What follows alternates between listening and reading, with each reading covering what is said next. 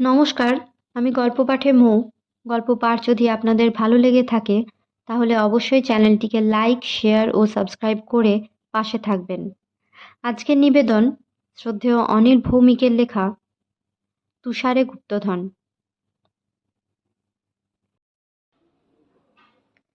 জাহাজ চলেছে ভাইকিংদের স্বদেশের দিকে। সমুদ্র শান্ত, হাওয়ার বেগও যথেষ্ট। পালগুলো প্রায় বেলুনের মতো ফুলে উঠেছে। নিরুদ্বেগ সমুদ্র যাত্রা। ভাইকিংরা সকলেই খুশি, অনেক দিন পর স্বদেশে ফিরে চলেছে। হাওয়া ভালো থাকাতে দাঁড় টানতে হচ্ছে না, শুধু ডেক ধোয়া মোছা, পালের দড়ি ঠিকঠাক করা, এসব কাজ। সে আর কতক্ষণের কাজ। বাকি সময় ওরা হই হল্লা করে, ছক্কা পাঞ্জা খেলে, গান গায়, বাজনা বাজায়, নাচে। রাত হলে ডেকের এখানে ওখানে সবাই গোল হয়ে বসে, দেশের বাড়ির গল্প করে।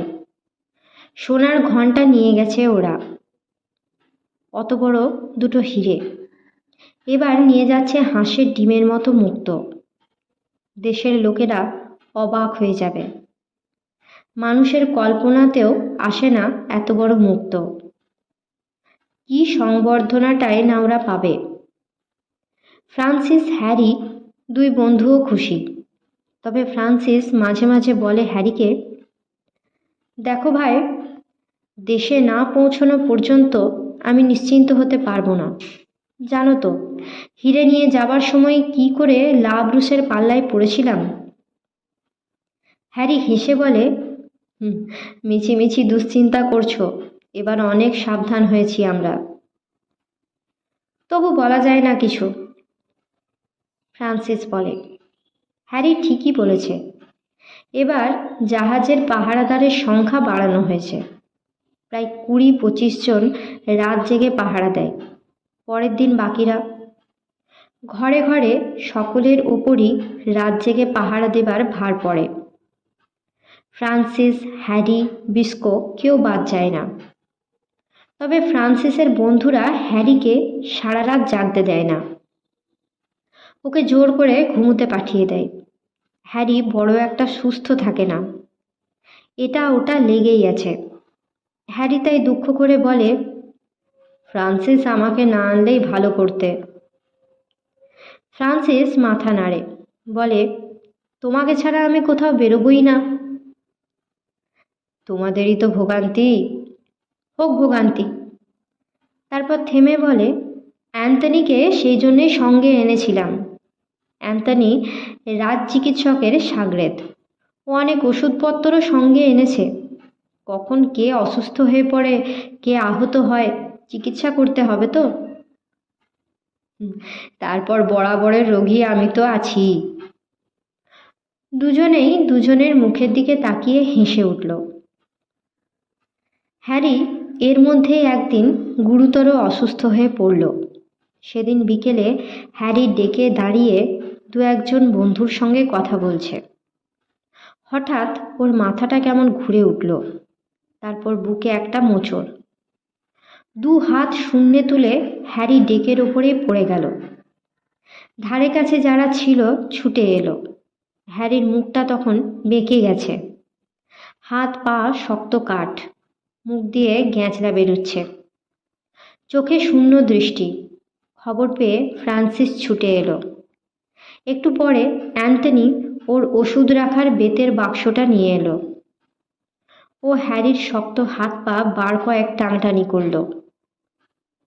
তারপর বুকে কান রাখল, নাকের সামনে আঙুল রাখল। খুব ধীরে শ্বাস পড়ছে, প্রায় বোঝাই যায় না। বুকের হৃদস্পন্দনও অস্পষ্ট।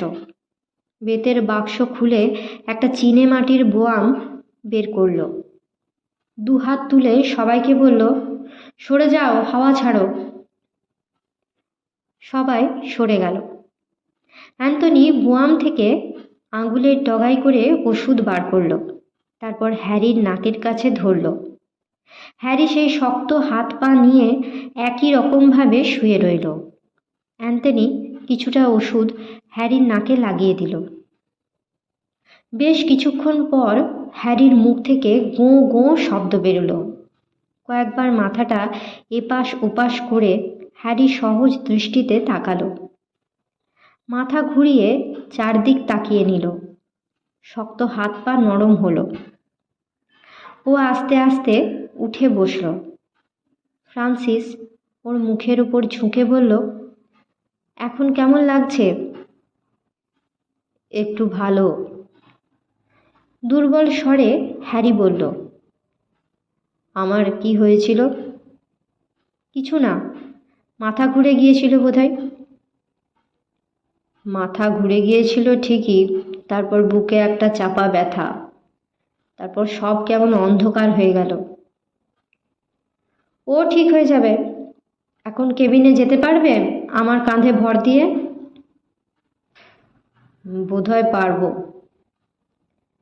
হ্যারি উঠে দাঁড়াতে গেল, কিন্তু পারল না। বোঝা গেল ওর শরীরের দুর্বল ভাবটা এখনো কাটেনি। ফ্রান্সিস এগিয়ে এসে ওর হাতটা নিজের কাঁধে তুলে নিল। তারপর ধরে ধরে আস্তে আস্তে সিঁড়ির দিকে নিয়ে চলল। হ্যারিকে বিছানায় শুইয়ে দিল ফ্রান্সিস। অল্পক্ষণের মধ্যেই হ্যারি অনেকটা সহজ হলো। অ্যান্থনি একটা মোটা কাপড়ের পুঁটুলি থেকে দুটো কালো কালো বড়ি বের করল। হ্যারির হাতে দিয়ে বলল, খেয়ে নাও। একজন জলের গ্লাস নিয়ে এলো। হ্যারি বড়ি দুটো খেয়ে নিল। কিছুক্ষণ কথাবার্তা বলল, তারপর ঘুমিয়ে পড়ল। এবার ফ্রান্সিস অ্যান্থনিকে জিজ্ঞেস করল, হ্যারির কি হয়েছে? ঠিক বুঝতে পারছি না। অ্যান্থনি বেতের বাক্স বন্ধ করতে করতে বলল, মনে হয় মৃগী রোগের মতো কিছু। দেশে ফিরে ওর ভালো চিকিৎসার ব্যবস্থা করতে হবে। ফ্রান্সিস মুখ নিচু করে কি যেন ভাবল কিছুক্ষণ। তারপর কেবিন ঘর থেকে বেরিয়ে গেল। আর যারা ছিল তারাও বেরিয়ে এলো। জাহাজ চলেছে। দু একবার অল্প ঝড় উঠেছিল সমুদ্রে, কিন্তু জাহাজের কোনো ক্ষতি করতে পারেনি।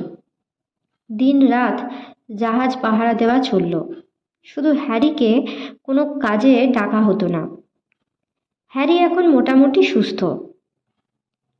ও কাজ টাজ করতে চায়, কিন্তু ফ্রান্সিস চড়া গলায় বলে দিয়েছে, তোমাকে কোনো কাজ করতে হবে না, এখন শুধু বিশ্রাম।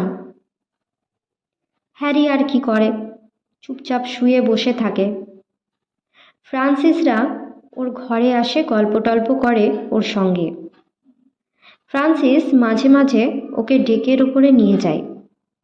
ফ্রান্সিসের হাত ধরে আস্তে আস্তে ও পায়চারি করে। কিছুদিন যেতে হ্যারি সুস্থ হয়ে উঠল। আগের মতোই কাজকর্ম করতে লাগলো। পর্তুগালের কাছাকাছি আসতে ফ্রান্সিসদের জাহাজটা এক প্রকাণ্ড ঝড়ের মুখে পড়ল। তখন বিকেল, সূর্য অস্ত যায় যায়। হঠাৎ একটা কালো মেঘ উঠল পশ্চিম আকাশের দিকে।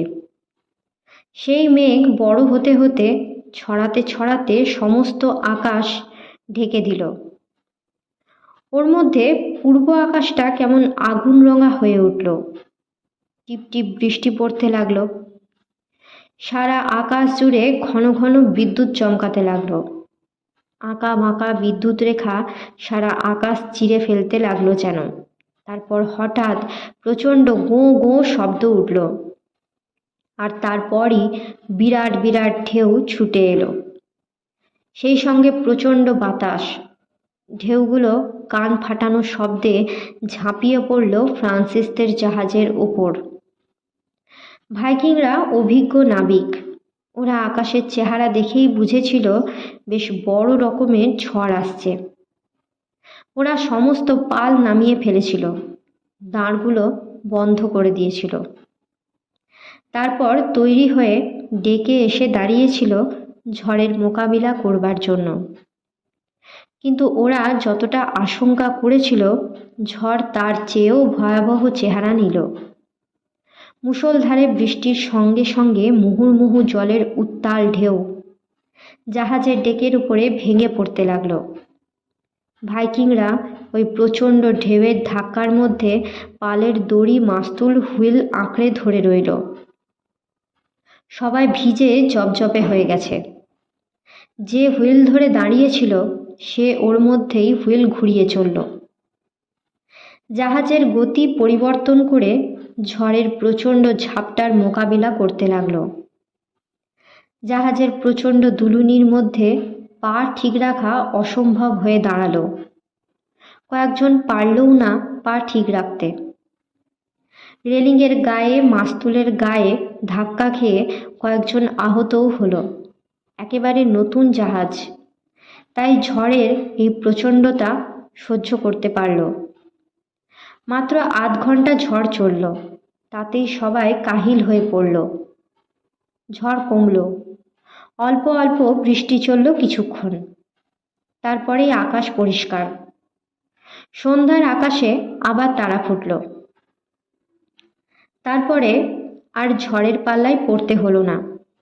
কিছুদিন পরেই জাহাজ ভিড়ল ভাইকিং দেশের বন্দরে। অনেক দিন পর দেশে ফেরা, সকলেই খুশি। তার উপরে অত বড় বড় মুক্তো নিয়ে ফিরেছে। দেশের মানুষেরা তো তাই দেখে অবাক হয়ে যাবে। জাহাজটা যখন জাহাজ ঘাটায় ভিড়ল তখন ভোর হয়। জাহাজ ঘাটায় লোকেরা তাকিয়েও দেখল না ফ্রান্সিসদের জাহাজের দিকে। তারা তো জানে না কি নিয়ে অত দূর দেশ পাড়ি দিয়ে এই জাহাজ আসছে। ফ্রান্সিসদের বন্ধুদের আর তর সইল না। ওরা বাড়ি যাবার জন্য বারবার ফ্রান্সিসকে বলতে লাগলো।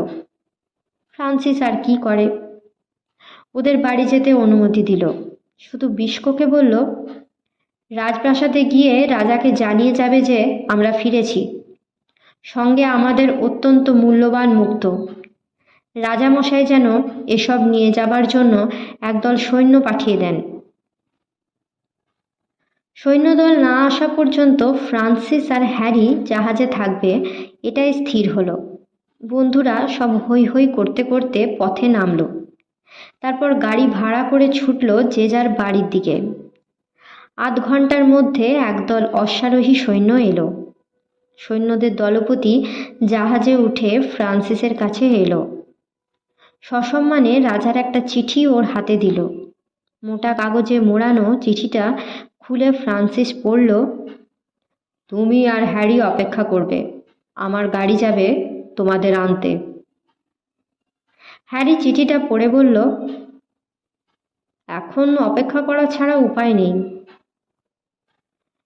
সৈন্যরা জাহাজের দেখাশোনার ভার নিল। ফ্রান্সিসের কেবিন ঘরে একটা বড় কাঠের বাক্সে মুক্তোগুলো রাখা ছিল। সৈন্যরা পাহারা দিতে লাগলো সেই কেবিন ঘর।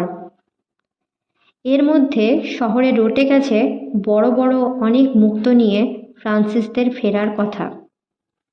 আস্তে আস্তে জাহাজ ঘাটায় লোক জমতে শুরু করলো।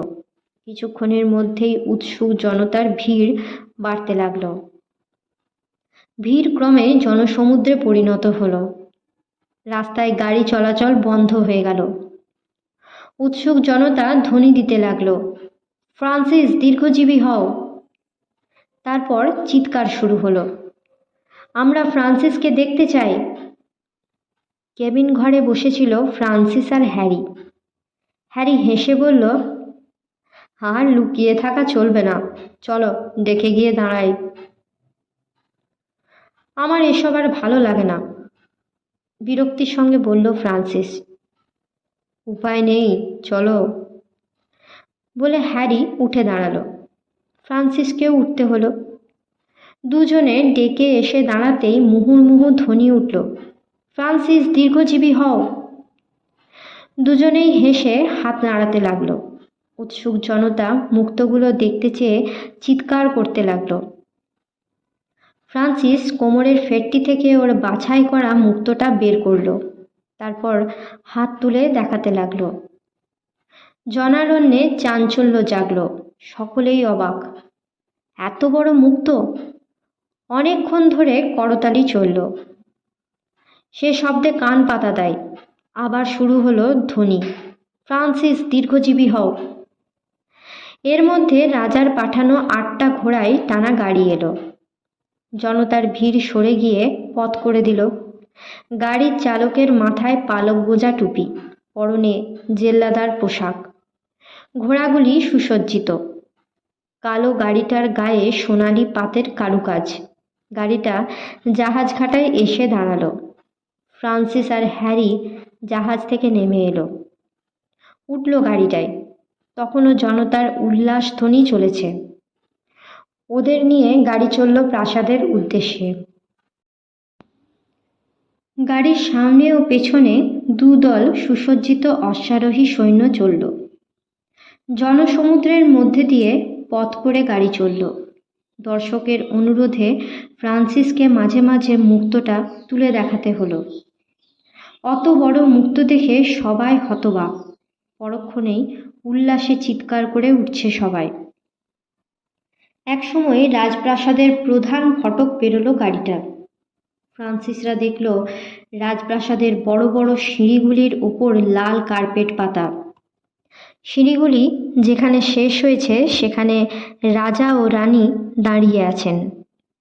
সঙ্গে দাঁড়িয়ে আছেন প্রধান প্রধান অমাত্য ও শহরের গণ্যমান্য ব্যক্তিরা। আবার রাজার পাশেই দাঁড়িয়ে আছেন মন্ত্রীমশাই, ফ্রান্সিসের বাবা। গাড়ি এসে সিঁড়ির কাছে দাঁড়ালো। ফ্রান্সিস, হ্যারি গাড়ি থেকে নেমে সিঁড়ি দিয়ে উঠতে লাগলো। সমবেত সকলেই করতালি দিয়ে ওদের অভ্যর্থনা জানালো। ওরা প্রথমে রানীর কাছে দাঁড়ালো। রানীর পরনে একটা গোলাপি রঙের গাউন, গলায় ছোট ছোট মুক্তোর হার। রানী হেসে হাত বাড়িয়ে দিলেন। দুজনেই বাঁ পা ঝুঁকিয়ে মাথা নিচু করে রানীর হস্ত চুম্বন করলেন। রাজার দিকে ফিরে দাঁড়াতেই রাজা ফ্রান্সিসকে 2 হাতে জড়িয়ে ধরলেন, তারপর হ্যারিকে। রাজা শুধু বললেন, তোমরা আমার দেশের গৌরব। হঠাৎ রাজার পেছনে রাজকুমারী মারিয়া এগিয়ে এলো হাসতে হাসতে। ফ্রান্সিস এতক্ষণ মারিয়াকে দেখতেই পায়নি। ওরা দুজনে মাথা ঝুঁকিয়ে রাজকুমারীর হস্ত চুম্বন করল। একটা ফিকে সবুজ রঙের গাউন পরে আছে মারিয়া। ফ্রান্সিসের মনে হলো যেন সবুজ ডাঁটায় সদ্য ফোটা একটা লিলাক ফুল। মারিয়া হাস্যোজ্জ্বল মুখে বলে উঠল, আমার জন্যে যে মুক্তো আনবেন বলেছিলেন, এই যে। ফ্রান্সিস কোমরের ফেটটি থেকে মুক্তোটা বের করে মারিয়ার হাতে দিল।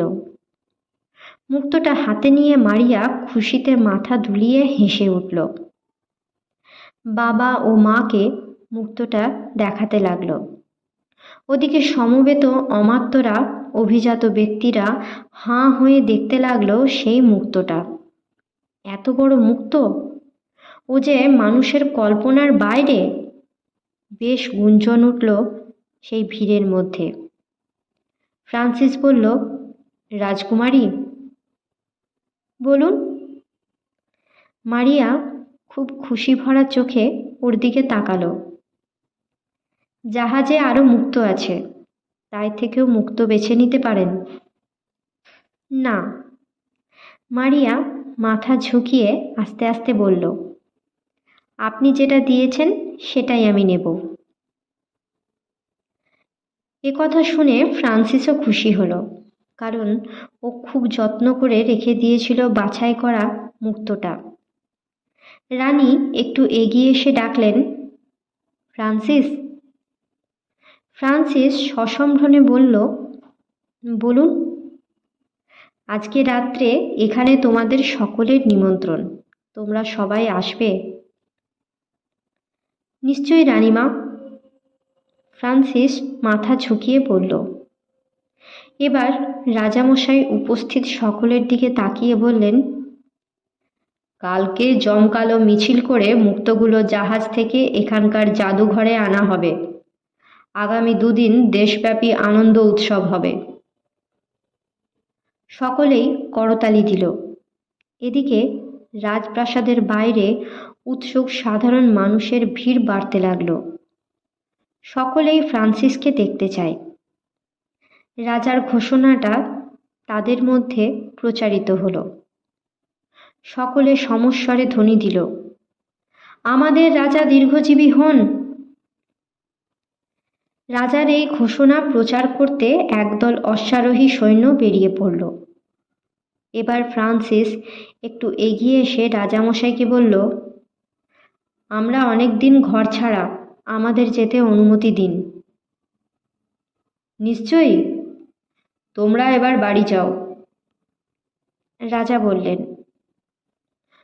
সকলেই রাজা রানী ও রাজকুমারীকে সম্মান জানিয়ে নিজেদের গাড়িতে গিয়ে উঠতে লাগলো। ফ্রান্সিস ও হ্যারি রীতিমাফিক রাজা রানী ও রাজকুমারীর কাছে বিদায় নিল। ওরা সিঁড়ি দিয়ে নামছে, তখন ফ্রান্সিস শুনল পেছন থেকে ওর বাবা বলছেন, তোমরা দুজনে আমার গাড়িতে গিয়ে ওঠো। ফ্রান্সিস কোনো কথা না বলে হ্যারিকে সঙ্গে নিয়ে ওর গাড়িতে গিয়ে উঠল। ওর বাবাও এসে বসলেন। গাড়ি ছেড়ে দিল।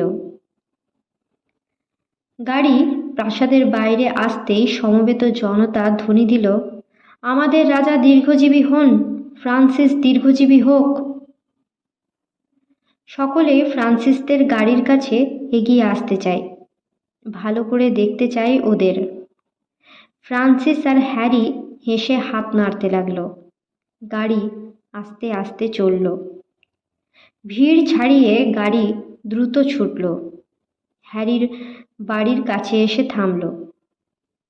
হ্যারি নেমে যাবার সময় বলল, রাত্রিরে দেখা হচ্ছে।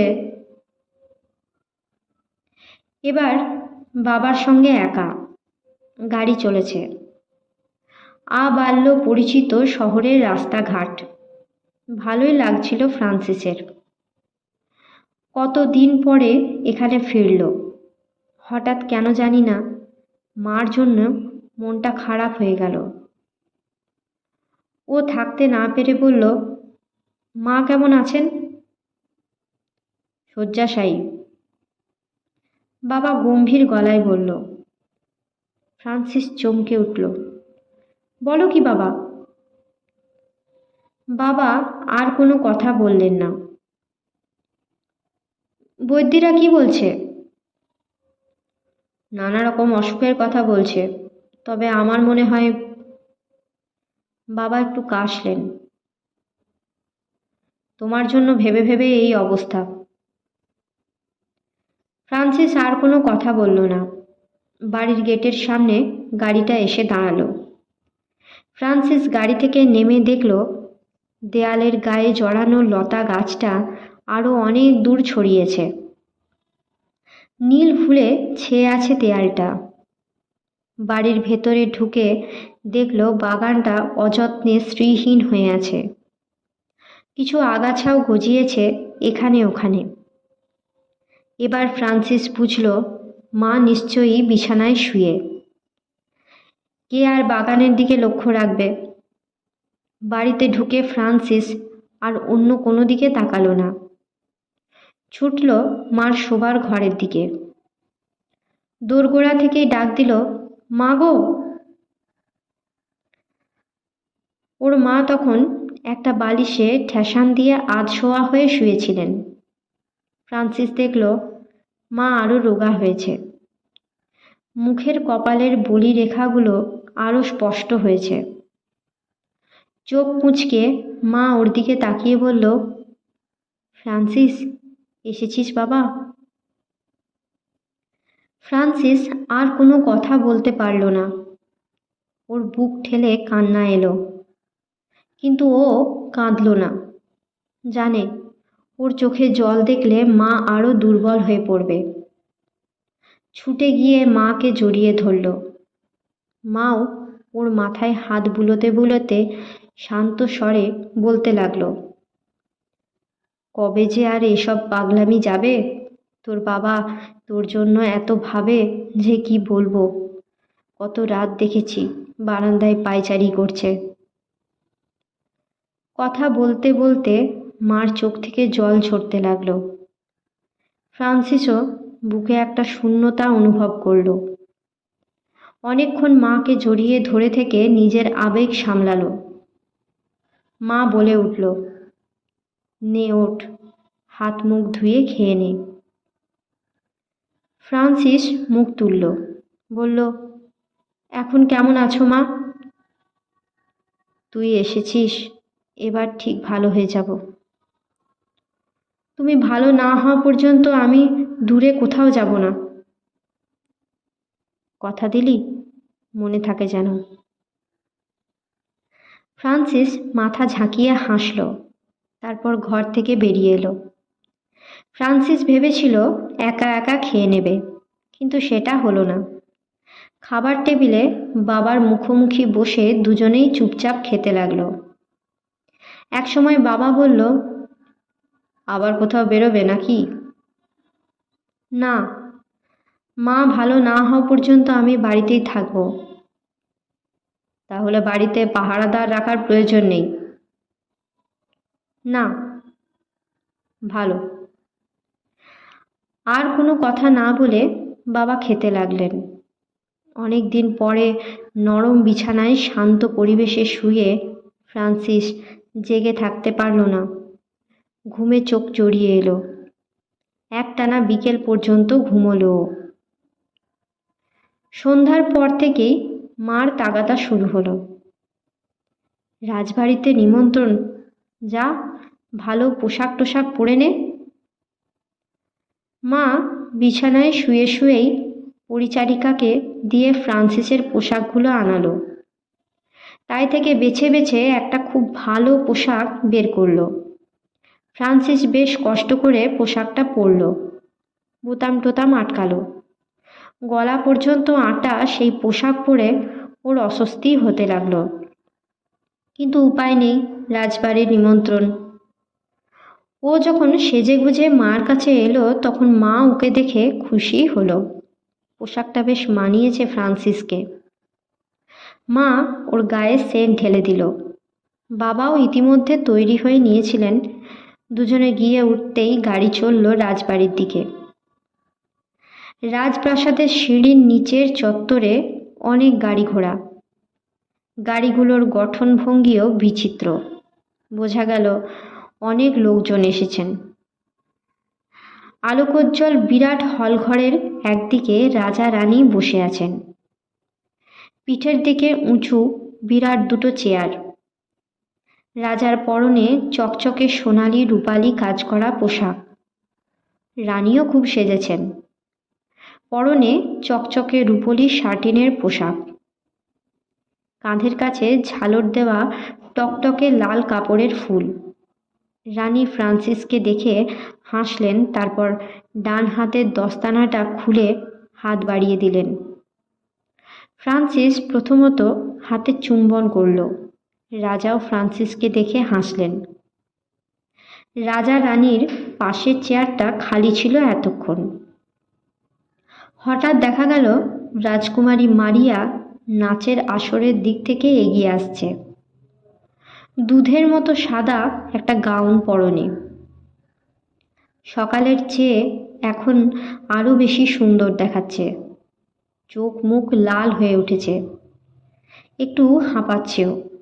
বোধহয় নেচে ক্লান্ত হয়ে পড়েছে।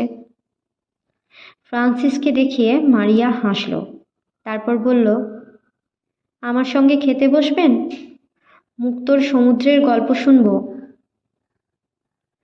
ফ্রান্সিস মাথা ঝাঁকিয়ে সম্মতি জানিয়ে হাসল। মারিয়া নিজের চেয়ারটায় বসে পড়ল। ফ্রান্সিস এবার ওখান থেকে সরে এসে ভিড়ের মধ্যে বন্ধুদের খুঁজতে লাগলো। প্রথমেই বিস্কোর সঙ্গে দেখা।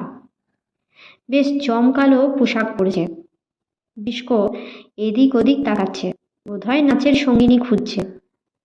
অন্য সব বন্ধুদের মধ্যে অনেকের সঙ্গেই দেখা হলো।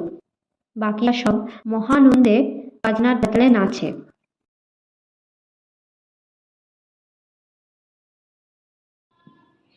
হঠাৎ একটা খুব রংচঙে পোশাক পরা মেয়ে এসে ফ্রান্সিসের সামনে দাঁড়ালো। বুড়োর ভঙ্গি করে বলল, নাচবেন আসুন। ফ্রান্সিস খোঁড়াতে খোঁড়াতে 2 পা পিছিয়ে গেল।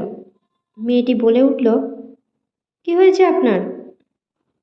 ফ্রান্সিস মুখ চোখ কুঁচকে বলল, ডান পাটা মচকে গেছে, কাজেই বুঝতেই পারছেন। মেয়েটি দুহাত ছড়িয়ে হতাশার ভঙ্গি করল, তারপর চলে গেল যেদিকে ফ্রান্সিসের অন্য সব বন্ধুরা দাঁড়িয়ে আছে। ফ্রান্সিস এদিকে ওদিকে তাকিয়ে আড়াল খুঁজতে লাগলো। একটাকে ঠেকানো গেছে, আবার কার পাল্লায় পড়তে হয়। ঘরের পেছনের দিকে দুটো বড় থাম। ফ্রান্সিস দ্রুত হেঁটে গিয়ে একটা থামের আড়ালে দাঁড়ালো। অস্পষ্ট শীষ দেওয়ার শব্দ শুনে পেছনে তাকালো। অন্য থামটার আড়ালে হ্যারি দাঁড়িয়ে হাসছে।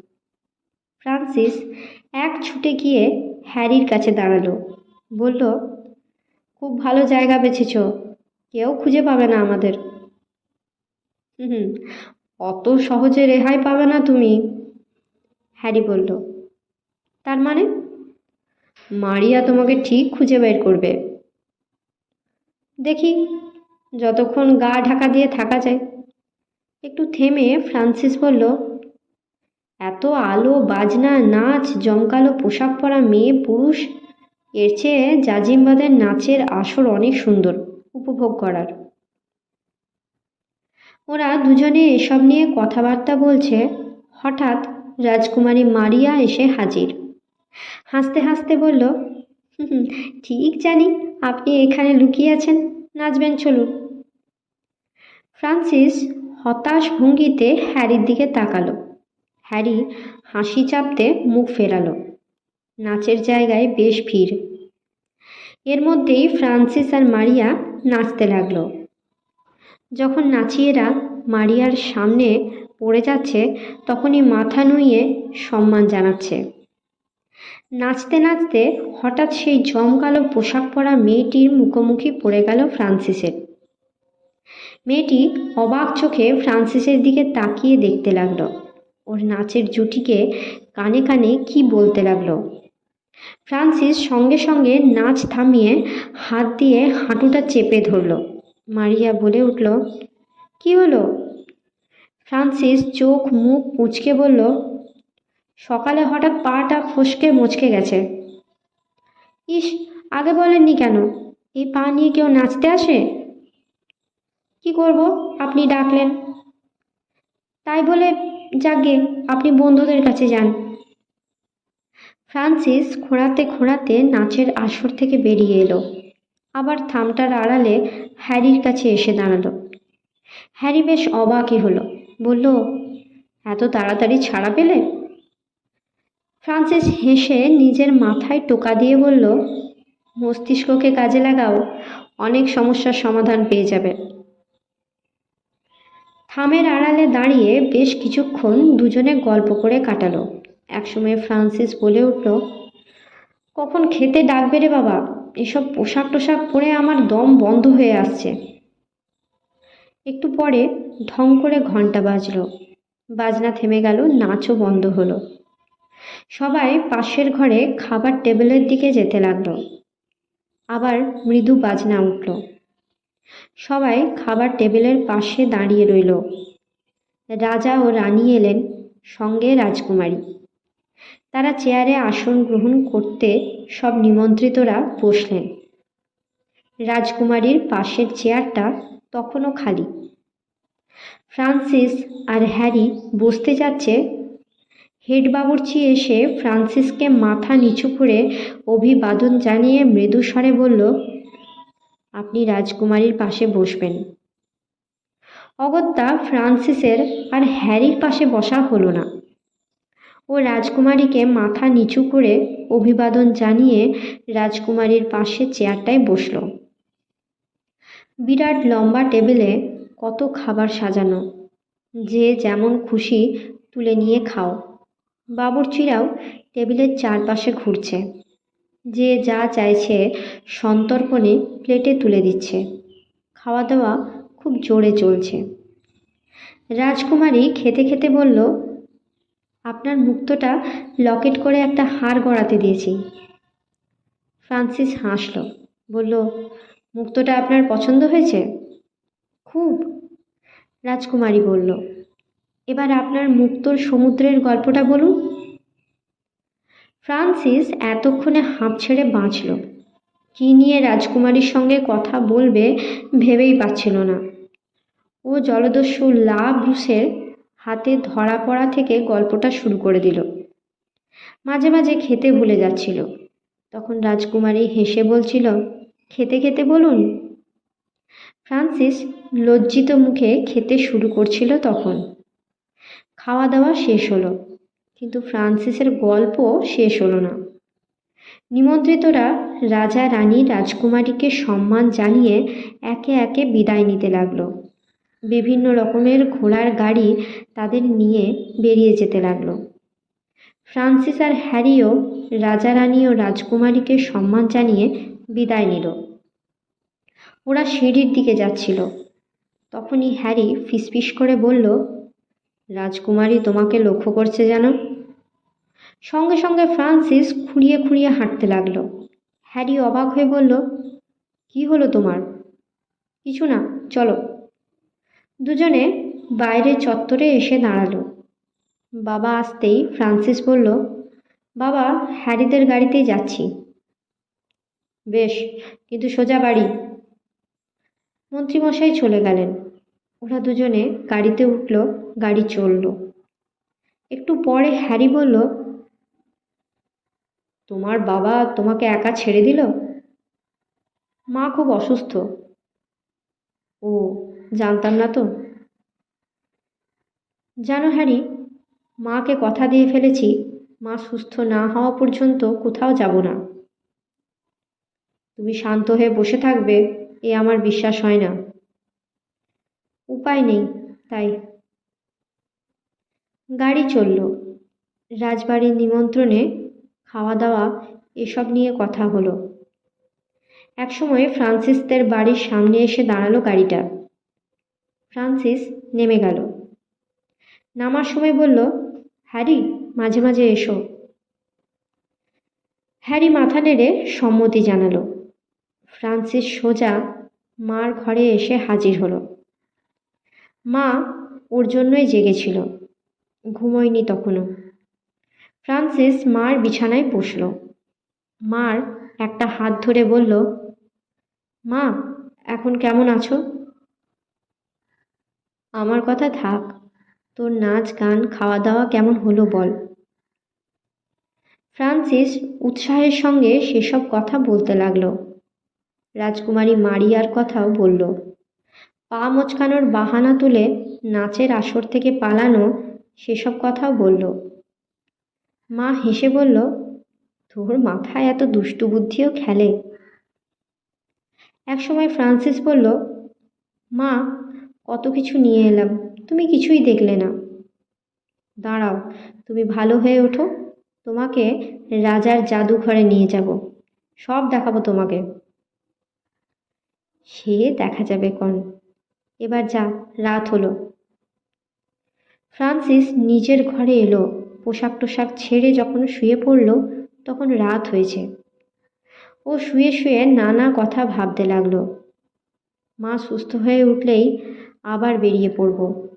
এবার কোন দিকে দেখা যাক, মূল্যবান কিছুর খোঁজ পাওয়া যায় কিনা। একসময় এসব ভাবতে ভাবতে ঘুমিয়ে পড়ল। পরদিন জাহাজখাটায় হাজার হাজার লোকের ভিড় জমে গেল। সকলেই মুক্তো দেখতে চায়। মুক্তো ভরা বাক্সটা নিয়ে মিছিল বেরোবে। ফ্রান্সিসের অনুরোধে বিস্কই সমস্ত দায়িত্ব নিল। একটা কালো গাড়ি, নানা সোনালি রূপালি কাজ করা তাতে। সেই গাড়িটাই মাঝখানে একটা বেদি মতো করা হয়েছে। গাঢ় নীল রঙের ভেলভেটের কাপড় মোড়া হয়েছে সেটাতে। তারই ওপর 8টা গর্ত মতো করা হয়েছে। 8টা মুক্তো রাখা হয়েছে তাতে। বাকি মুক্তোগুলি রাখা হয়েছে বেদির ভেতরে। বিস্কো রইল সেই গাড়িতে, সঙ্গে 2-3 জন বন্ধু। গাড়ির সামনে ও পেছনে ঝালর দেওয়া সবুজ পোশাক পরা সুসজ্জিত 2 দল অশ্বারোহী সৈন্য। জাহাজঘাটা থেকে মিছিল শুরু হলো। হাজার হাজার লোক ফ্রান্সিস ও রাজার নামে জয়ধ্বনি দিল। মিছিল এগিয়ে চলল প্রধান রাজপথ দিয়ে। সবাই যাতে মুক্তগুলো ভালোভাবে দেখতে পায় তার জন্যে বিস্কো আর তার বন্ধুরা মাঝে মাঝে বেদি থেকে মুক্ত তুলে হাত উঁচু করে দেখাতে লাগলো। দর্শকরা তো বিস্ময়ে হতবাক, এত বড় মুক্ত! মিছিল চলল। সারা শহরের লোক যেন ভেঙে পড়েছে রাস্তায়। শহরবাসীরা যেন মেতে উঠল। সারা শহর ঘুরে একসময় মিছিলটা শেষ হলো রাজপ্রাসাদের সামনের চত্বরে।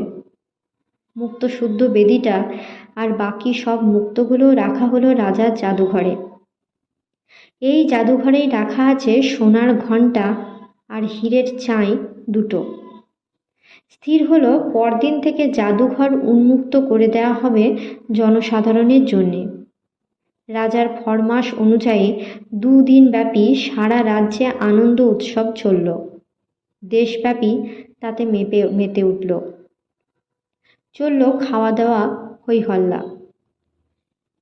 ফ্রান্সিস আর বাড়ি থেকে বিশেষ বেরোয় না। মন্ত্রীমশাইও ওর জন্য পাহারাদার বসায়নি। একঘেয়ে দিন কাটতে লাগলো ফ্রান্সিসের। মা মাসখানেকের মধ্যেই সুস্থ হয়ে উঠল। এখন হাঁটাচলা, সংসারের সব কাজকর্ম করে। ফ্রান্সিস আর তার বাবা দুজনেই নিশ্চিন্ত হলেন। ফ্রান্সিস সময় কাটাবার জন্য কি করবে ভেবে পায় না। কখনো ছোট ভাইয়ের সঙ্গে ছক্কা পাঞ্জা ফেলে, নয়তো বিছানায় শুয়ে আকাশ পাতাল ভাবে। হ্যারি, বিস্কো আর অন্যান্য বন্ধুরা অনেকেই আসে, গল্পগুজব হয়। তবু ফ্রান্সিসের একঘেয়েমি কাটতেই চায় না। কিছুদিন কাটল। একদিন সকালে রাজার একটা গাড়ি এসে দাঁড়ালো ফ্রান্সিসের বাড়ির সামনে। কোচম্যান বাড়ির ভেতরে এলো, সঙ্গে একটা চিঠি। ফ্রান্সিস বাইরের ঘরে এসে ওর কাছ থেকে চিঠিটা নিল। রাজা লিখেছেন, স্নেহের ফ্রান্সিস, পত্রপাঠ আমার সঙ্গে দেখা করো, বিশেষ প্রয়োজন। আর কিছুই লেখেননি রাজামশাই। ফ্রান্সিসও ভেবে পেল না কি এমন প্রয়োজন পড়ল যে রাজা একেবারে গাড়ি পাঠিয়ে দিলেন। অল্পক্ষণের মধ্যেই ফ্রান্সিস ভালো পোশাক টোশাক পরে তৈরি হয়ে নিয়ে গাড়ি চেপে চলল রাজামশাইয়ের সঙ্গে দেখা করতে। রাজপ্রাসাদের সামনের চত্বরে এসে গাড়ি দাঁড়াতেই একজন প্রাসাদরক্ষী এগিয়ে এলো। মাথা নুইয়ে ফ্রান্সিসকে সম্মান জানিয়ে মৃদু স্বরে বলল, মহানুভব রাজা আপনাকে সঙ্গে নিয়ে যেতে বলেছেন। ফ্রান্সিস ওর পেছনে পেছনে চলল। সুসজ্জিত কয়েকটা ঘর পেরিয়ে রাজবাড়ির ভেতরে একটা পুকুরের ধারে এলো। পুকুরটার চারধার শ্বেত পাথরে বাঁধানো, পরিষ্কার নীল জল তাতে। অনেক মাছ ঘুরে বেড়াচ্ছে, কত রঙের কত রকমের মাছ। তারপরেই একটা বাগান মতো। এলাকাটা রাজার নিজস্ব চিড়িয়াখানা। বাঘ, ময়ূর, সাপের খাঁচা পেরিয়ে দেখল রাজামশাই একটা নতুন খাঁচার সামনে দাঁড়িয়ে আছেন। খাঁচাটায় একটা মেরুদেশীয় শ্বেত ভল্লুকের বাচ্চা। রাজা ভালুকটাকে গমের দানা খাওয়াচ্ছেন, আর পাশে দাঁড়ানো এক ভদ্রলোকের সঙ্গে মৃদু স্বরে কথা বলছেন। ফ্রান্সিস রাজার সামনে গিয়ে অভিবাদন করে দাঁড়ালো।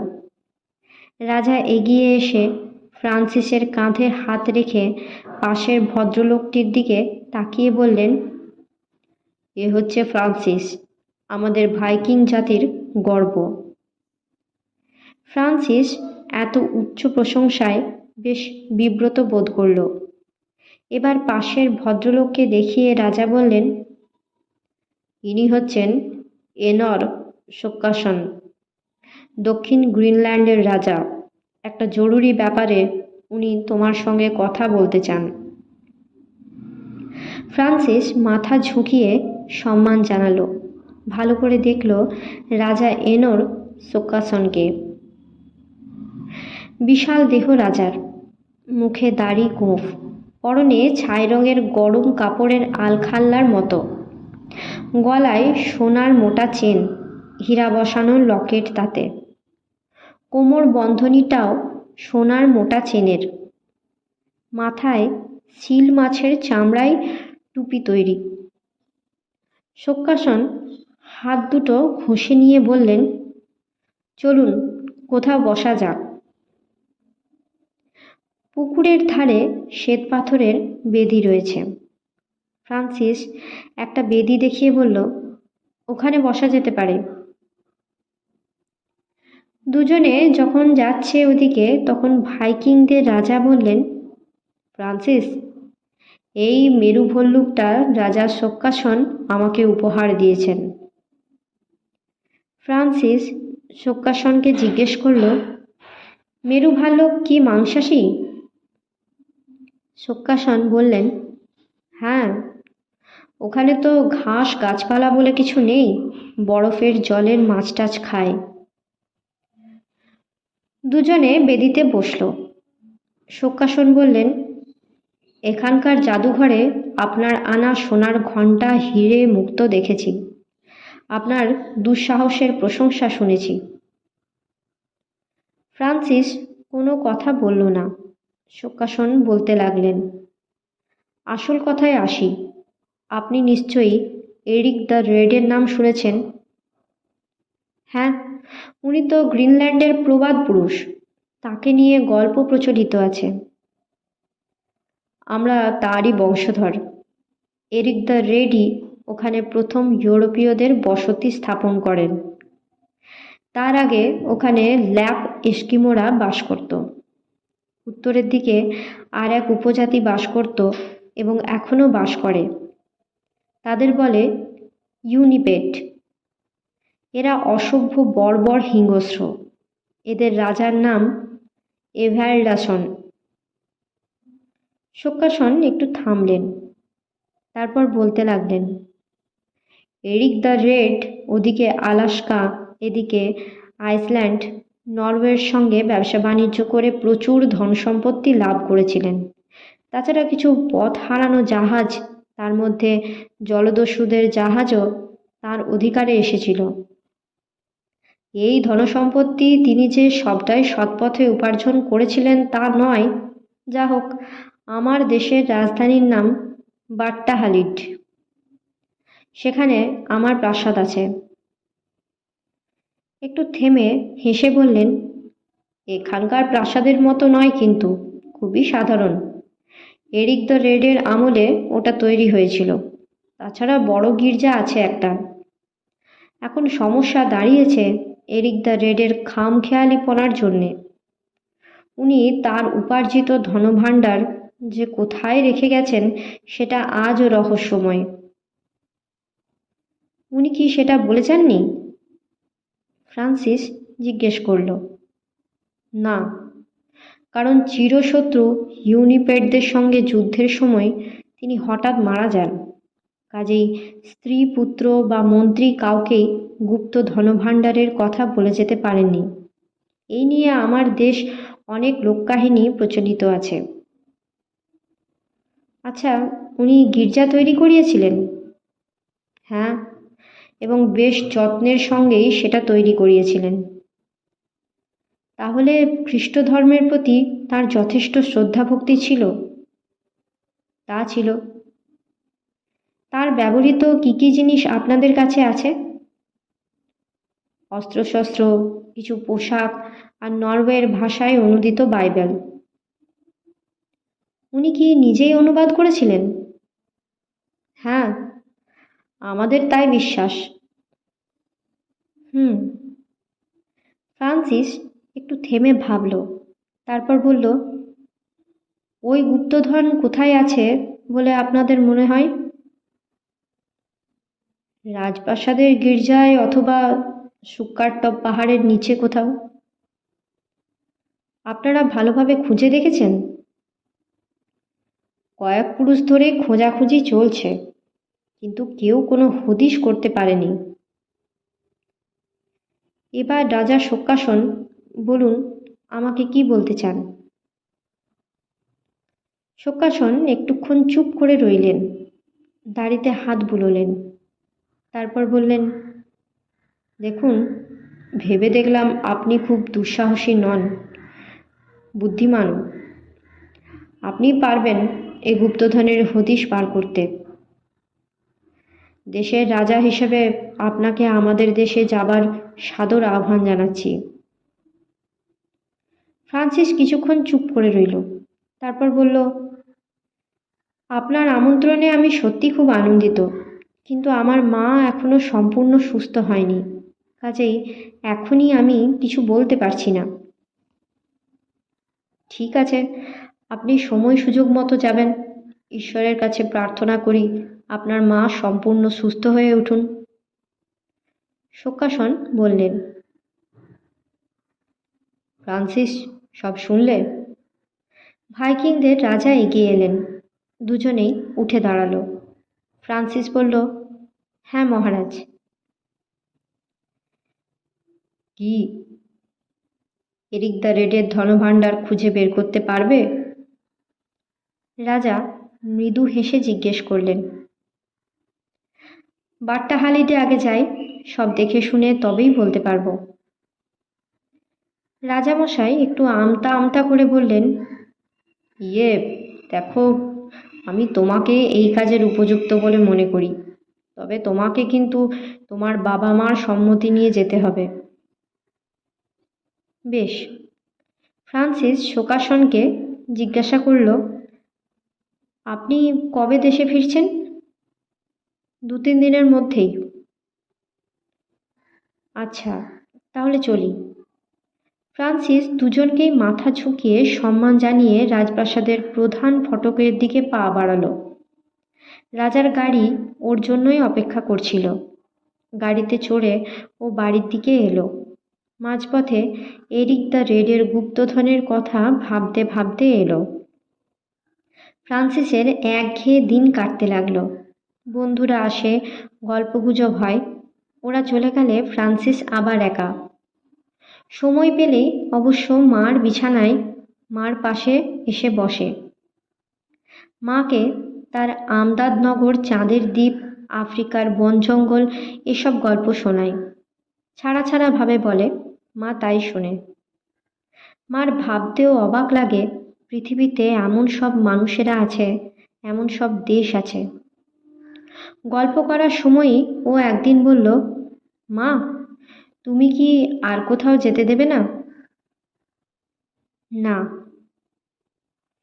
মা শান্ত স্বরেই বলল, অনেক হয়েছে, এবার সংসার করো। ফ্রান্সিস বুঝল মাকে রাজি করানো খুব মুশকিল হবে।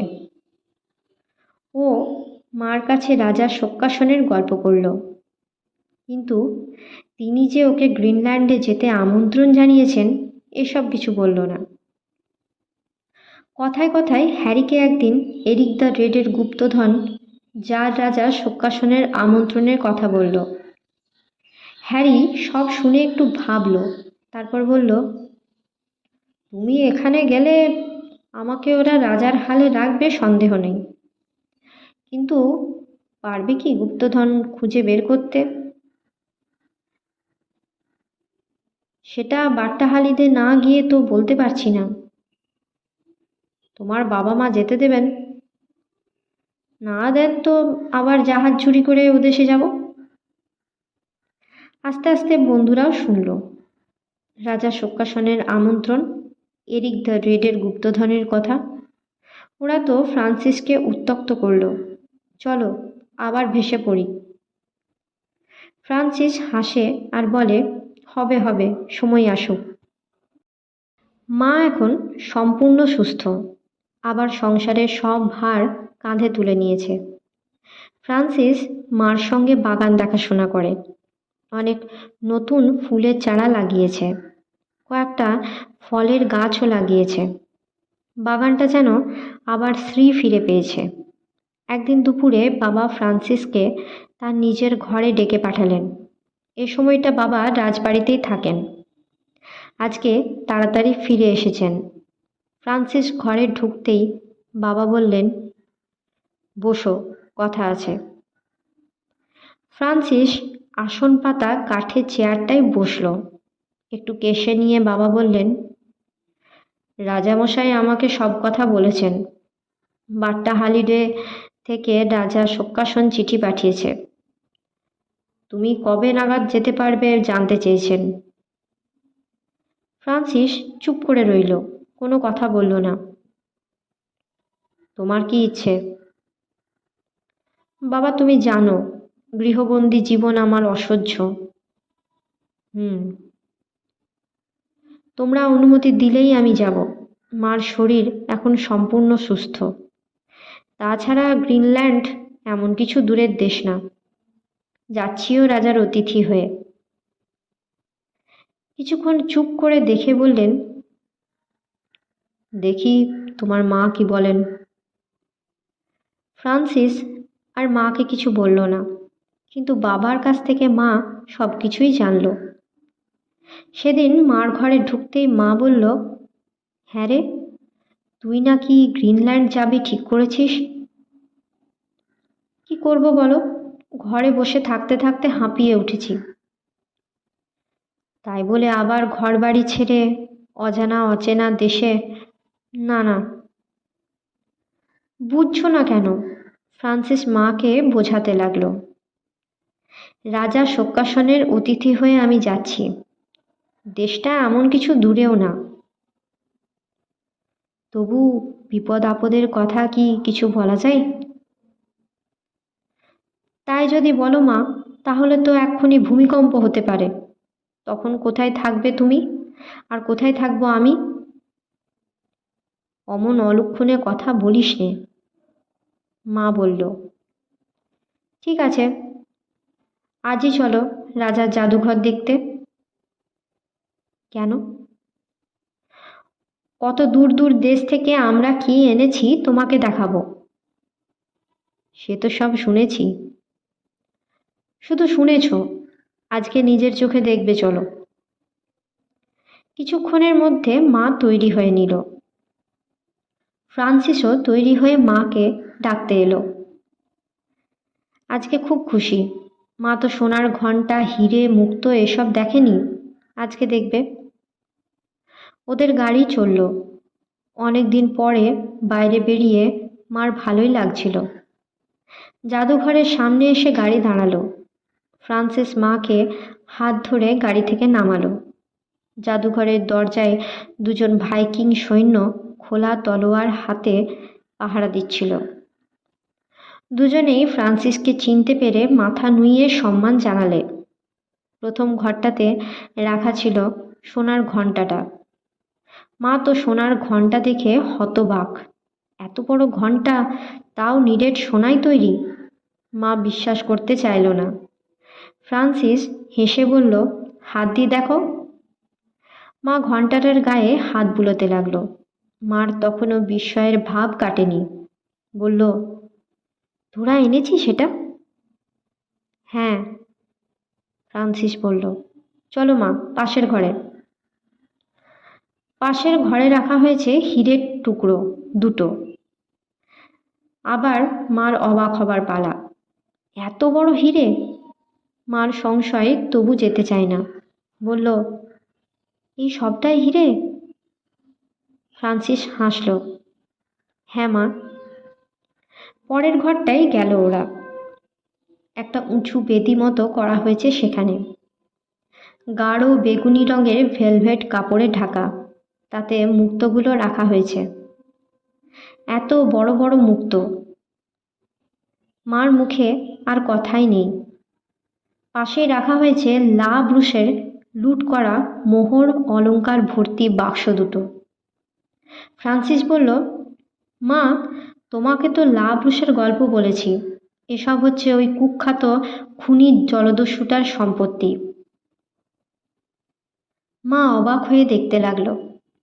কত মোহর, কত অলংকার! ফ্রান্সিস বলল, মা, তুমি এই থেকে একটা অলংকার নেবে? না। মা দৃঢ়স্বরে বলল, কত নিরীহ মানুষের রক্তে ভেজা এসব অলংকার, এসব পরলে অমঙ্গল হয়। ফ্রান্সিস বুঝল মাকে অলংকার নিতে রাজি করানো যাবে না। মা আর একবার সব ঘুরে ঘুরে দেখল, তারপর গাড়িতে এসে উঠল। মার তখনও বিস্ময়ের ঘোর কাটেনি। গাড়ি চলল। ফ্রান্সিস একসময় হেসে বলল, এবার বিশ্বাস হলো তো? হুম। মা আর কোনো কথা বলল না। এবার বুঝলে তো তোমার ছেলে কতটা সাহস আর বুদ্ধি রাখে? আমার বুঝে দরকার নেই, তুমি আমার চোখে চোখে থাকো, তাহলেই হবে। ফ্রান্সিস একটু চুপ করে রইল, তারপর মৃদু স্বরে ডাকল, মা। বলো। তাহলে এবার আমাকে গ্রিনল্যান্ডে যেতে দেবে তো? আবার? রাজা শোকাসনের অতিথি হয়ে, ভয়ের কিছুই নেই। কদিনের মধ্যে ফিরবি? কদিন আর? ফ্রান্সিস মাকে নিশ্চিত করবার জন্য বলল, মাস দুয়েক। একটু থেমে বলল, মা, তুমি রাজি হলে বাবা আর আপত্তি করবেন না। দেখি তোর বাবার সঙ্গে কথা বলে, মা বলল। খুশিতে ফ্রান্সিস মাকে জড়িয়ে ধরল। মা মৃদু হেসে বলল, ছাড় ছাড়, পাগল ছেলে। কদিন পরে রাজবাড়ি থেকে গাড়ি এলো। কোচম্যান ফ্রান্সিসকে রাজকুমারীর চিঠি দিল। চিঠিতে শুধু লেখা, আপনার মুক্ত আনার গল্পটা শুনবো, অবশ্যই আসবেন, মারিয়া। মা ফ্রান্সিসকে সাজিয়ে গুছিয়ে দিল। সে রাজপরিবারের গাড়ি চড়ে রাজবাড়িতে চলল। অন্দরমহলে একজন পরিচারিকা ওকে একটা ঘরে বসালো। কি সুন্দর সাজসজ্জা সেই ঘর! দেয়ালে লাল হলুদ পাথর বসানো, নানা রঙের মোজাইকের কাজ করা মেঝে, জানলায় রঙিন কাঁচ, তার মধ্যে দিয়ে সূর্যের আলো নানা রং ছড়িয়ে দিচ্ছে ঘরটাতে। মারিয়া ঘরে ঢুকল। ফ্রান্সিস উঠে দাঁড়ালো, মাথা নুইয়ে সম্মান জানালো। একটা হালকা সবুজ রঙের গাউন পরেছে মারিয়া, মাথায় সোনালি চুল বেনুনি বাঁধা। কি সুন্দর যে লাগছে দেখতে! ফ্রান্সিস কথা বলবে কি? ও যেন একটা স্বপ্নের ঘোরে ডুবে গেল। খেয়ে নিন আগে। মারিয়ার কথায় ফ্রান্সিস যেন সম্বিত ফিরে পেল। দেখল একজন পরিচারিকা শ্বেতপাথরের গ্লাসে শরবত এনেছে, সঙ্গে এক থোকা আঙুর। ফ্রান্সিস সুগন্ধি শরবতটা এক চুমুকেই খেয়ে নিল। তারপর আঙুর খেতে খেতে মুক্তোর সমুদ্রের গল্প বলতে লাগলো। মারিয়া গালে হাত দিয়ে খুব মনোযোগ দিয়ে সেই গল্প শুনতে লাগলো। গল্প শব্দটা সেদিন শেষ হলো না। আর একদিন আসার প্রতিশ্রুতি দিয়ে ফ্রান্সিস সেদিন বাড়ি চলে এলো। গল্পের সবটা সেদিনকেও শেষ হয়নি। আবার একদিন মারিয়ার চিঠি নিয়ে রাজপরিবারের সেই কালো চকচকে কাঠের সোনালি রূপালি কাজ করা গাড়িটা এলো। সেদিনও শরবত আপেল খাওয়ার পর ফ্রান্সিস মুক্তোর সমুদ্রের গল্পটা বলতে লাগলো। জলের নিচে নেমে দেখি একটা নরম নীলচে আলো, মেঝের মতো তলায় কত মুক্তো ছড়ানো। সেই আলো আসছে ছড়ানো মুক্তোগুলো থেকে। সে এক অপার্থিব দৃশ্য। অবাক হয়ে সেই দৃশ্য দেখছি, হঠাৎ গা ঘেঁষে চলে গেল কুৎসিত মুখ একটা লাফ মাছ। ফ্রান্সিস গল্প বলছে আর মারিয়া অবাক হয়ে শুনতে লাগলো সেই গল্প। এক সময় গল্প শেষ হলো। মারিয়ার বিস্ময়তার ঘোর তখনও কাটেনি। একটু চুপ করে থেকে মারিয়া বলল, আপনি এত কাণ্ড করেছেন? ফ্রান্সিস সলজ্জ হাসল। মারিয়া বলল, এবার কোথায় যাওয়া হচ্ছে? এবার বরফের দেশ গ্রিনল্যান্ডে যাব। সব ঠিক হয়ে গেছে? হুম, বাবার সম্মতির অপেক্ষায় আছি। গ্রিনল্যান্ডে যাচ্ছেন কেন? এরিক দ্য রেডের নাম শুনেছেন তো? হ্যাঁ, উনি তো ওখানকার প্রবাদ পুরুষ ছিলেন। হ্যাঁ, তাঁরই গুপ্তধন উদ্ধার করতে, ফ্রান্সিস বলল। দেখতে দেখতে পাট্টাহালিতে যাওয়ার দিন এসে গেল। ফ্রান্সিস এর মধ্যে হ্যারি ও বিস্কো ছাড়া আরো 10 জন বন্ধুকে বেছে নিল। রাজামশাই সৈন্য দিতে চেয়েছিলেন, কিন্তু সে আর লোক নিতে রাজি না। সেদিন সকাল থেকেই জাহাজ ঘাটায় লোকজনের ভিড় হয়ে গেল। যে জাহাজে ফ্রান্সিসরা যাবে সেই জাহাজটা একেবারে নতুন, কামানও বসানো আছে। রাজামশাই জাহাজটা নিজে দেখে বেছে বেছে দিয়েছেন। একটু বেলা হতে ফ্রান্সিসরা দল বেঁধে এলো। একটু পরে রাজা রানী আর মারিয়া এলো, সঙ্গে মন্ত্রী, সেনাপতি, অমাত্য আর শহরের গণ্যমান্য ব্যক্তিরা।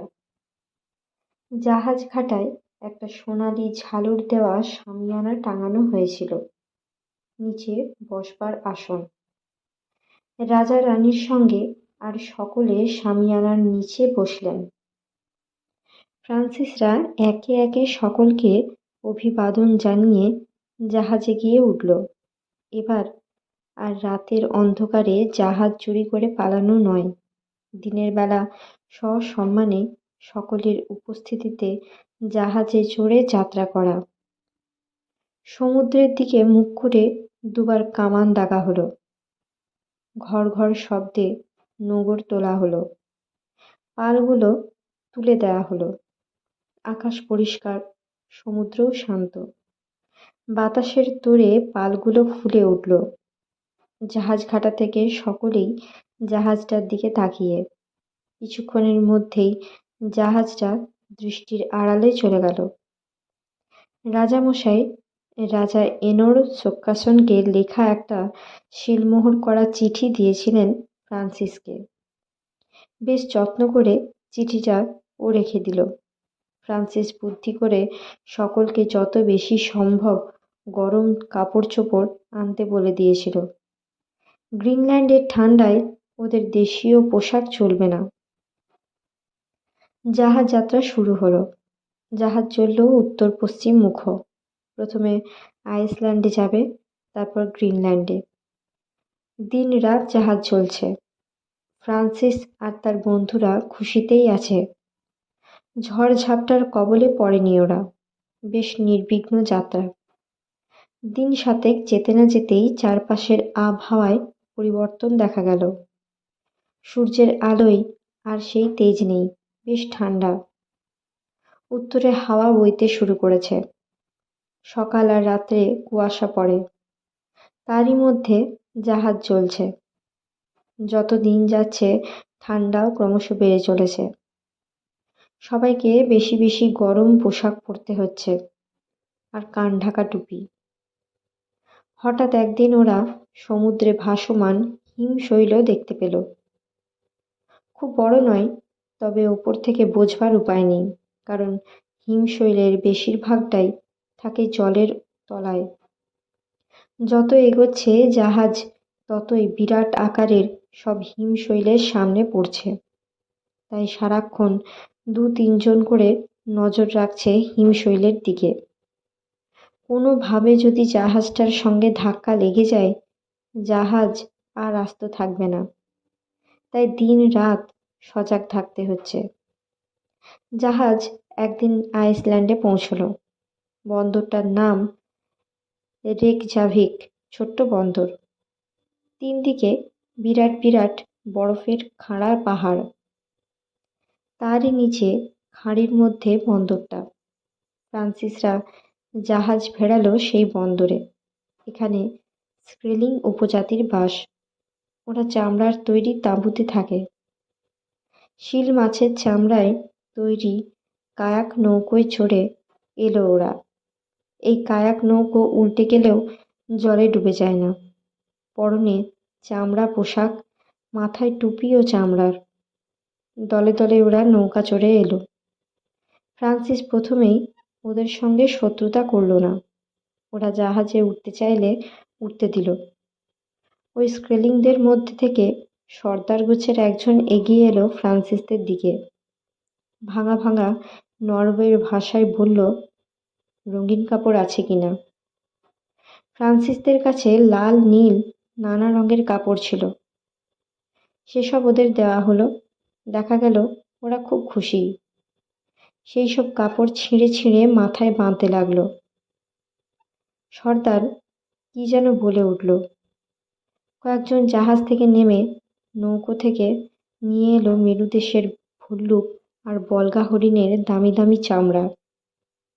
ফ্রান্সিসরাও ওসব পেয়ে খুব খুশি। স্কেলিংরা দল বেঁধে হৈ হৈ করতে করতে মাথায় ছিট কাপড়ের ফেটটি বেঁধে নৌকায় চড়ে চলে এলো। কোনো ঝামেলা না হতে দেখে ফ্রান্সিসরা খুশি হলো। সেই রাতটা ওরা রেকজাভিক বন্দরেই রইল। পরদিন আবার যাত্রা শুরু হলো। আইসল্যান্ডের তীরভূমির কাছে গিয়ে জাহাজ যাচ্ছে। তখনই দেখল শিল মাছ আর সিন্ধু ঘটকের দল।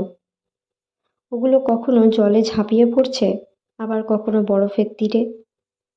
এইভাবে ওগুলো ছোট ছোট মাছ ধরে খাচ্ছে। আবার এক দঙ্গল সিন্ধু ঘটককে দেখল চুপচাপ শুয়ে শুয়ে রোদ পোহাচ্ছে। গোঁপদাড়ি আর বড় বড় দুটো দাঁতওয়ালা সিন্ধু ঘটকগুলো এমনিতে শান্ত, বরফ গলা হিম জলে ওদের কোনো অস্বস্তিই নেই।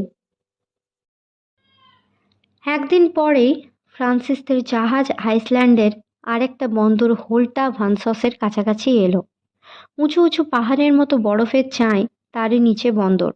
ওদের ইচ্ছে ছিল বন্দরে জাহাজ ফেরানোর, কিন্তু শেষ পর্যন্ত তা পারল না। তখন বিকেল। এমনিতেই এসব অঞ্চলে সূর্যালোক বেশিক্ষণ থাকে না, তাছাড়া কুয়াশা তো রয়েইছে। সেই আবছা অন্ধকারে ফ্রান্সিসরা দেখল ল্যাব জাতীয় আদিবাসীরা অনেকগুলো কায়াক নৌকোয় চড়ে ওদের জাহাজ লক্ষ্য করে আসছে। ল্যাবদের হাতে কুঠার আর তীর ধনুক। হঠাৎ ঝাঁকে ঝাঁকে তীর এসে ওদের জাহাজে পড়তে লাগলো। 2-4 জন আহতও হলো। বোঝাই যাচ্ছে ল্যাবরা বন্ধুত্ব করতে আসছে না, ওদের উদ্দেশ্য জাহাজ লুট করা। ল্যাবরা মাঝে মাঝে চিৎকার করে উঠছে, শূন্যে ধারালো কুঠার তুলে আস্ফালন করছে। ফ্রান্সিস সবাইকে ডেকে বলল, এই বন্দরে জাহাজ ফেরানো হবে না। জাহাজের মুখ ঘোরানো হলো, কিন্তু ল্যাবরা সেই মাঝে মাঝে চিৎকার করে উঠছে আর জাহাজের পিছু ছাড়ছে না দেখে ফ্রান্সিস তখন হুকুম দিল, গোলা ছোঁড়ো। গোলন্দাজরা কামানের কাছে জড়ো হলো। ফ্রান্সিস তরোয়াল তুলে ইঙ্গিত করতেই গোলা ছুটল ল্যাবদের নৌকো লক্ষ্য করে। কয়েকটা নৌকো ভেঙে টুকরো টুকরো হয়ে গেল। আবার গোলা ছুটল, আবার কয়েকটা নৌকো শুদ্ধ ল্যাবরা জলে পড়ে গেল। ওদের মধ্যে থেকে আহতদের আর্তনাদ শোনা গেল, আর তীর ছুঁড়ল না ওরা। নৌকোগুলো বন্দরের দিকে ফিরে যেতে লাগলো। জাহাজের মুখ ঘোরানো হলো গ্রিনল্যান্ডের দিকে। জলে ভাসমান বরফের স্তর এড়িয়ে জাহাজ নিয়ে যেতে হলো, কাজেই জাহাজের গতি ধীর হলো। প্রায় 3 দিন লেগে গেল গ্রিনল্যান্ডে আসতে। কয়েকদিন পরেই জাহাজ ফিরল দক্ষিণ গ্রিনল্যান্ডের বন্দরে। এই বন্দর সমতল জমির ওপর, কোন দিকে উঁচু পাহাড়ের মতো। বরফের চাই নেই। এই বন্দরটা একটু বড়। বন্দরের ধারে ধারে এস্কিমোদের চামড়ার তাঁবুর বসতি। এই প্রথম ফ্রান্সিসরা এস্কিমোদের দেখল। বন্দরে আরও 2-3টি জাহাজ ছিল। ওরা জাহাজ থেকে দল বেঁধে নেমে এলো, কিন্তু ঠান্ডায় যেন সমস্ত শরীর জমে যাচ্ছে। তবু অনেক দিন পরে মাটিতে পা দেওয়া, তার আনন্দই আলাদা। ভাগ্য ভালো বলতে হবে। কুয়াশা কেটে গিয়ে কিছুটা উজ্জ্বল রোদ ছড়িয়ে আছে চারিদিকে। বরফে পড়ে সেই রোদ আরো উজ্জ্বল হয়ে উঠেছে। এস্কিমোদের চামড়া তাঁবুর কাছাকাছি আসতে এস্কিমোরা বেরিয়ে আসতে লাগলো।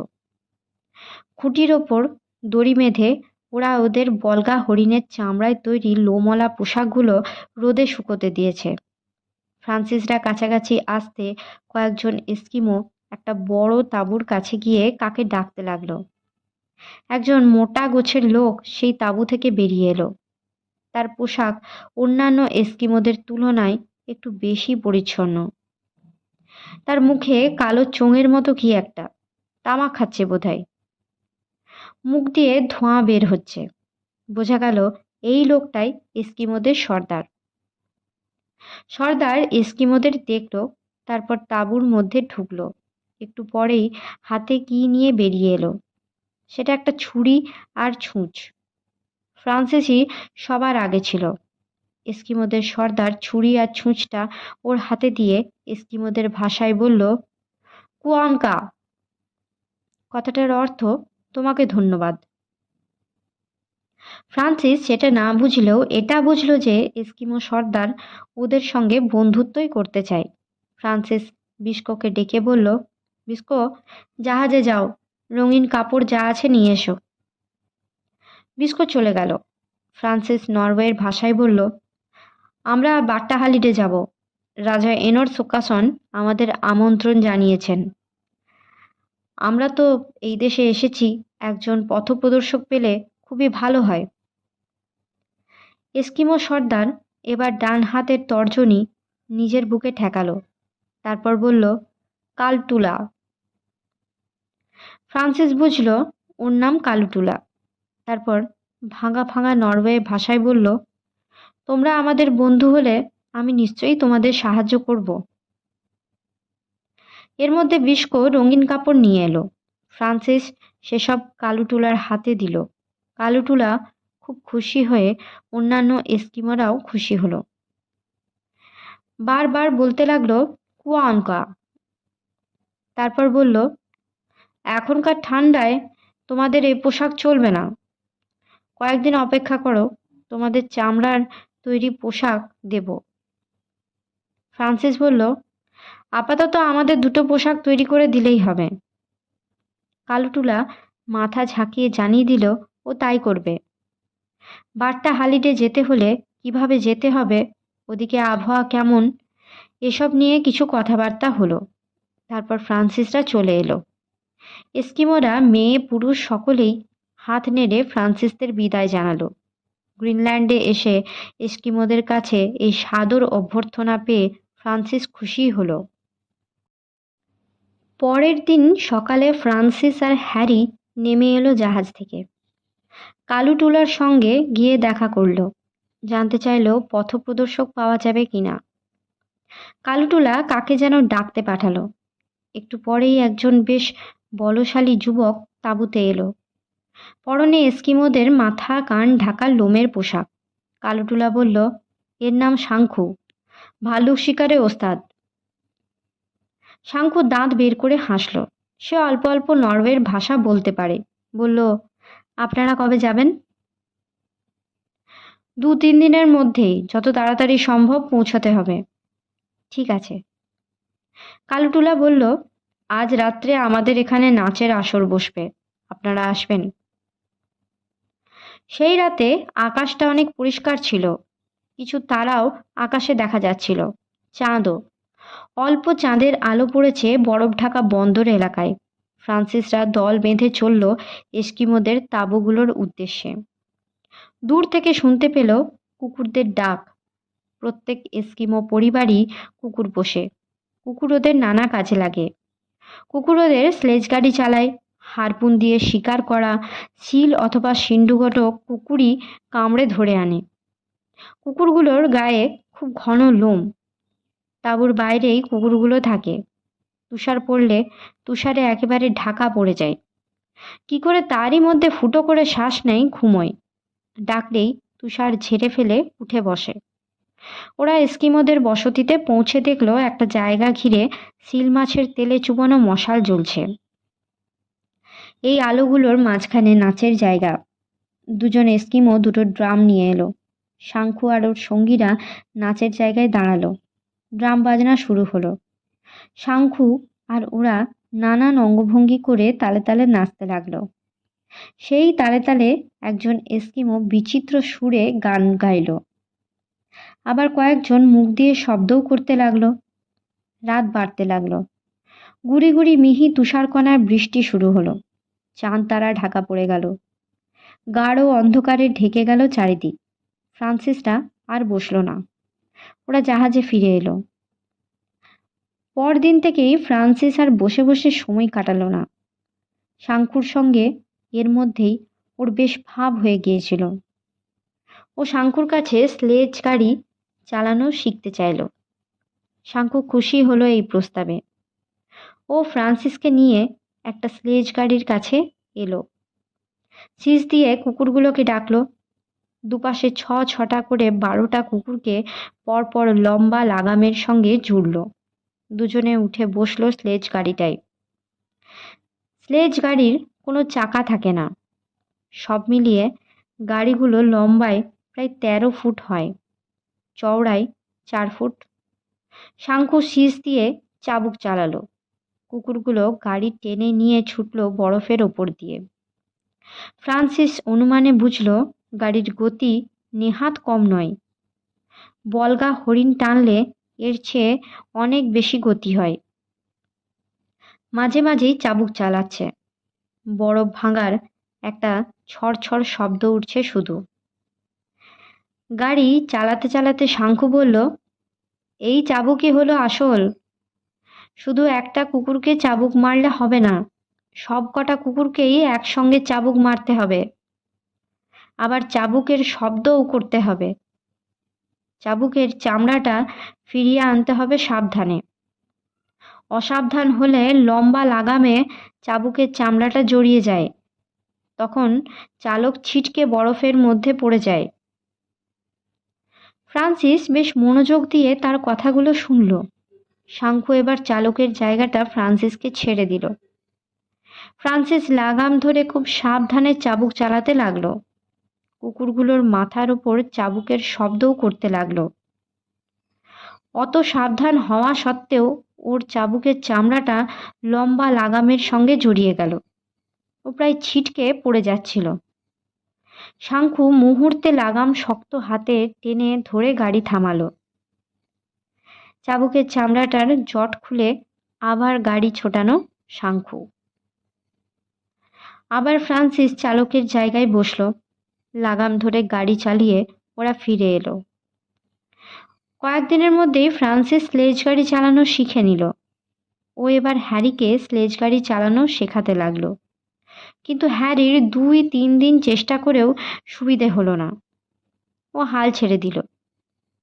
এবার ফ্রান্সিস শাঙ্কুর কাছে শিখতে লাগলো এস্কিমো আর ল্যাবদের যুদ্ধরীতি। ওরা অস্ত্র হিসাবে তীরধনুক, বর্ষা আর চওড়া ফলাওয়ালা কুঠার ব্যবহার করে। তীরধনুক বর্ষা তার কাছে নতুন কিছু নয়, কিন্তু কুঠার চালানোটা নতুন। শাঙ্কু ওই অঞ্চলের নাম করা ভালুক শিকারী। সে ফ্রান্সিসকে কুঠার চালানো শেখাতে লাগলো। কুঠার তরোয়ালের মতো হালকা নয়, বেশ ভারী। কুঠার ঘোড়াতে আঘাত করতে বেশ দমের দরকার। প্রথম প্রথম ফ্রান্সিস অল্পক্ষণের মধ্যেই হাঁপিয়ে পড়তে লাগলো। পরে অনেকটা অভ্যস্ত হয়ে গেল। খুব দ্রুত স্থান পরিবর্তন ও কুঠারের আঘাত হানা এসব শিখে গেল। এর মধ্যে এস্কিমো সর্দার কালুটুলা ফ্রান্সিসদের জন্য 2টো এস্কিমোদের পোশাক তৈরি করিয়ে দিল। সিন্ধু ঘটকের চামড়ায় তৈরি সেই মাথা ঢাকা পোশাক। মুখের দিকে, চারপাশে আর পোশাকের হাঁটুর কাছে বলগা হরিণের লোম দিয়ে কাজ করা। ফ্রান্সিস আর হ্যারি পোশাক পরল, কিন্তু ভীষণ শক্ত শক্ত লাগলো। তখন কালুটুলা পোশাক দুটোই ভালো করে শিলমাছের তেল মাখাতে বলল। তেল মাখাতে পোশাক দুটো অনেক নরম হয়ে গেল। এবার যাত্রা শুরু করতে হবে। ফ্রান্সিসের বাবা 1.5 মাসের মেয়াদ দিয়েছেন। এর মধ্যেই সব সেরে ফিরতে হবে। এসব জায়গায় আকাশে সূর্য বেশিক্ষণ থাকে না, তাই সব সময়ই একটা আবছা আলো থাকে। সূর্য অস্ত গেলেই একেবারে নিকষ অন্ধকার। কাজেই দিন থাকতেই পথ চলতে হবে। একদিন সকাল থেকে যাত্রার উদ্যোগ চলল। যা যা দরকার পড়তে পারে সে সব তোলা হলো স্লেজ গাড়িটায়। শুকনো শিল মাছ, সিন্ধু কটকের মাংস, কাঠ, চকমকি পাথর, শিল মাছের তেল মাখানো মশাল, কুঠার, বর্ষা, তীরধনুক, তরোয়াল, তাঁবু। দুটো স্লেজ গাড়িতে কুকুরগুলো জুড়ে দেওয়া হলো। একটা স্লেজ গাড়িতে শাঙ্কু আর হ্যারি থাকবে, অন্যটায় ফ্রান্সিস একা। জাহাজ থেকে নেমে ফ্রান্সিস আর হ্যারি গাড়ি দুটোর কাছে এলো। সব দেখে শুনে নিল। এবার যাত্রা। শাঙ্কু, হ্যারি, ফ্রান্সিস সবাই গাড়িতে উঠে বসল। এস্কিমো সর্দার কালুটুলা আর কিছু এস্কিমো এসে দাঁড়ালো। তখন সকাল। সূর্যের ম্লান আলো পড়েছে দিগন্তব্যাপী বরফ ঢাকা প্রান্তরে। ফ্রান্সিসদের বন্ধুরা জাহাজ থেকে হাত নেড়ে ওদের বিদায় জানালো। গাড়ি দুটো ছুটল তুষার প্রান্তরের মধ্যে দিয়ে। স্লেজ গাড়ির চাপে বরফ ভাঙার খসখস শব্দ শুধু। মাঝে মাঝে কুকুরের ডাক। প্রথমে ওরা যাবে কোর্টোল্ডে। সেখানে কিছু এস্কিমোদের বসতি আছে। সেখান থেকে রাজধানী বাট্টাহালিডে। আজকের মতো গল্প পাঠ এই পর্যন্তই। নমস্কার।